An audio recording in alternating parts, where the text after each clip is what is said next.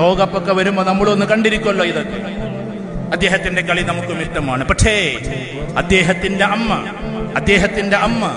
അദ്ദേഹത്തിന് ഗർഭമുള്ള സമയത്ത്, അദ്ദേഹത്തിന് ഗർഭം ധരിക്കുന്ന സമയത്ത് മൂത്തത് 2-3 മക്കളുണ്ടായതിന്റെ പേരിൽ അതുകൊണ്ട് വളർത്താൻ പ്രയാസമാകും, ദാരിദ്ര്യത്തിന്റെ പടുകുഴിയിലാണ് അമ്മയുള്ളത്.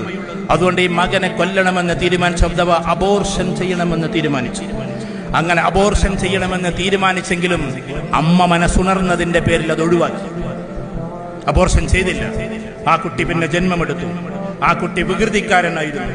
ആ കുട്ടി വളരെ കുസൃതിക്കാരനായിരുന്നു. എന്ന സമയത്ത് അമ്മ തന്നെ കൊല്ലാൻ നോക്കിയതാണ് എന്ന് കൂട്ടുകാരിൽ നിന്ന് അറിയുന്നു. അബോർഷന് വേണ്ടി തീരുമാനിച്ച ആളാണെന്ന് തിരിച്ചറിയുന്നു.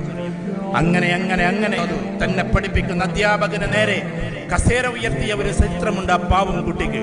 അഥവാ വിഷമത്തോടെ, സങ്കടത്തോടെ, സ്കൂളിൽ പഠിക്കാത്തവൻ, നമ്മുടെ ഭാഷയിൽ പറഞ്ഞാൽ ഒന്നിനും പറ്റാത്തവൻ, അവസാനം അവൻ വളർന്ന് വലുതായി ലോകത്തിന്റെ ഇതിഹാസ കളിതാരമായി അവൻ മാറി. 7 വയസ്സാകെ 7ാം ക്ലാസ്സിൽ പഠിക്കുമ്പോ അമ്മ തന്നെ കൊല്ലാൻ നോക്കിയിട്ടുണ്ടെന്ന് കൂട്ടുകാരിലൂടെ തിരിച്ചറിഞ്ഞ ആ പാവം പയ്യന്റെ കഥയിന്ന് നിങ്ങൾക്കറിയോ?